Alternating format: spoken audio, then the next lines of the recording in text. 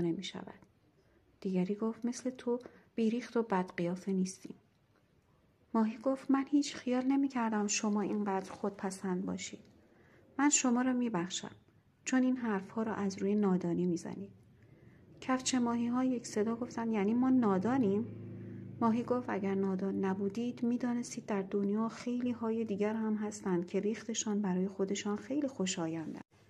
کفچه ماهی ها خیلی عصبانی شدند، اما چون دیدن ماهی سیاه کوچولو راست میگوید از در دیگر در آمدند و گفتند اصلا تو بی خود به در و دیوار میزنی. ما هر روز از صبح تا شام دنیا را میگردیم، اما غیر از خودمان و پدر و مادرمان هیچ کس را نمیبینیم، مگر کمهای ریزه که آنها هم به حساب نمیآیند. ماهی گفت شما که نمیتوانید از برکه بیرون بروید، چطور از دنیا گردی دم میزنید؟ کفچه ماهی ها گفتند مگر غیر از این برکه هم دنیای دیگری هم داریم؟ ماهی گفت دست کم باید فکر کنید این آب از کجا به اینجا میریزد و خارج از آب چه چیزهایی هست. کفچه ماهی ها گفتن خارج از آب دیگر کجاست؟ ما که هرگز خارج از آب را ندیدیم. ها ها، به سرت زده بابا. ماهی سیاه کوچولو هم خنده‌اش گرفت. فکر کرد بهتر از کفچه ماهی ها را به حال خودشان بگذارد و برود. بعد فکر کرد بهتر است با مادرشان هم دو کلمه حرف بزند. حالا مادرتان کجاست؟ ناگهان صدای زیر قورباغه او را از جا پراند. قورباغه لب برکه روی سنگ نشسته بود. جست زد روی آب و آمد پیش ماهی و گفت من اینجام، فرمایش. ماهی گفت سلام خانم بزرگ. قورباغه گفت حالا چه وقت خودنمایی از موجود بی اصل و نسب؟ بچه گیر آورده ای و داری حرفهای گنده میزنی. من دیگر آنقدر عمر کردم بفهمم دنیا همین برکه است. بهتر است بروی دنبال کارت و بچه های مرا از راه بدر نکنی. ماهی سیاه کوچولو گفت 100 تا از این عمرها هم بکنی باز همه قورباغه نادان و درمانده بیش نیستی. قورباغه عصبانی شد و جست زد طرف ماهی سیاه کوچولو. ماهی تکان تندی خورد و مثل برق در رفت و لای و لجن و کرمهای ته برکه را به هم زد. دره پر از پیچ و خم بود. جویبار هم آبش چند برابر شده بود. اما اگر می‌خواستی که از بالای کوه‌ها ته دره را نگاه کنی، جویبار را مثل نخ سفیدی می‌دیدی. یک جا تکه سنگ بزرگی از کوه جدا شده بود و افتاده بود ته دره و آب را به 2 قسمت کرده بود. مارمولک درشتی به اندازه کف دست شکمش را به سنگ چسبانده بود. از گرمی آفتاب لذت می‌برد و نگاه می‌کرد به خرچنگ گرد و درشتی که نشسته بود روی شنهای ته آب. آنجا که عمق آب کمتر بود و داشت قورباغه‌ای را شکار کرده بود می‌خورد. ماهی سیاه کوچولو ناگهان چشمش افتاد به خرچنگ و ترسید. از دور سلامی کرد. خرچنگ چپ چپ نگاهی به او کرد. چه ماهی با ادبی، بیا جلو کوچولو بیا. ماهی سیاه کوچولو گفت من میروم دنیا رو بگردم و هیچ نمیخواهم شکار جناب عالی شوم.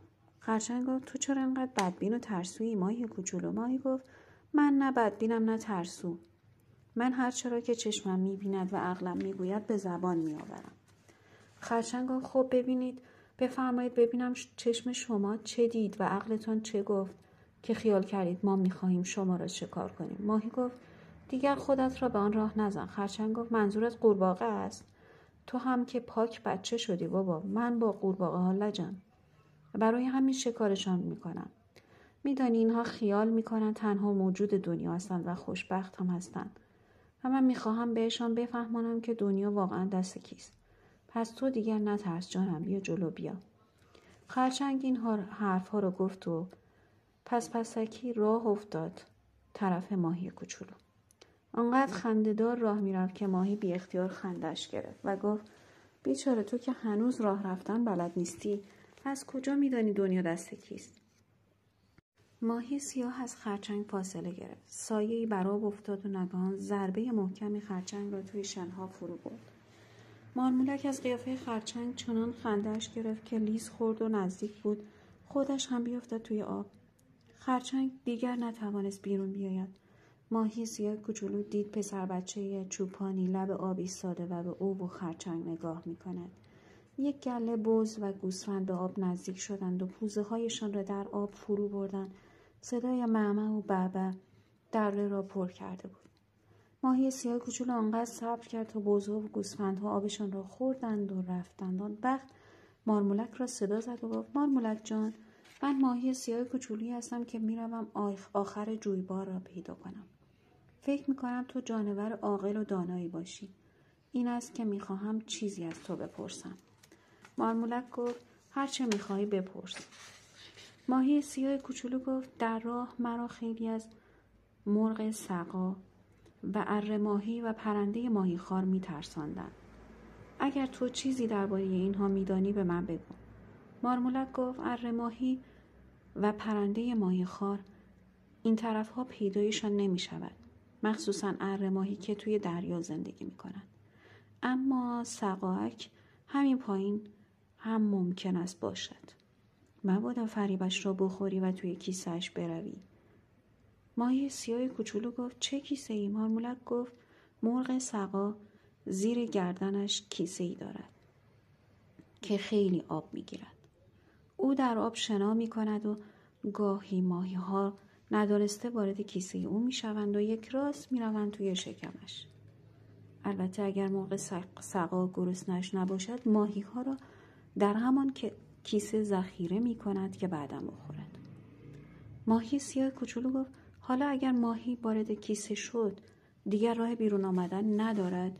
مارمولک گفت هیچ راهی نیست مگر اینکه کیسه را پاره کند. من خنجری به تو می دهم که اگر گرفتار مرغ سقا شدی این کار را بکنی. آن وقت مارمولک توی شکاف سنگ خزید و با خنجر ریزی برگشت. ماهی سیاه کوچولو خنجر را گرفت و گفت مارمولک جان تو خیلی مهربانی، من نمیدونم چطوری از تو تشکر کنم. مارمولک گفت تشکر لازم نیست جانم، من از این خنجرها خیلی دارم. وقتی بیکار میشوم میشینم از تیغ‌های گیاهان خنجر میسازم و به ماهی‌های دانایی مثل تو میدهم. ماهی سیاه کوچولو گفت مگر قبل از من هم ماهی از اینجا گذشته است؟ مارمولک گفت خیلی ها گذشتند. آنها حالا دیگر برای خودشان دسته‌ای شدند و مرد ماهیگیر را به تنگ آوردند. ماهی سیاه کوچولو گفت میبخشی که حرف میآورد. اگر به حساب فضولیم نمیگذاری بگو ببینم ماهیگیر را چطور به تنگ آوردند. مارمولک گفت آخر نه که با همند. همین که ماهیگیر تور را انداخت وارد تور میشوند و تور را با خودشان میکشند و میبرند ته دریا. مارمولک گوشش را گذاشت روی شکاف سنگ و گوش داد و گفت من دیگر مرخص میشوم. بچه‌هایم بیدار شدند. مارمولک رفت توی شکاف سنگ و ماهی سیاه کوچولو ناچار راه افتاد. اما همینطور سوال پشت سر سوال بود که دائم از خودش میپرسید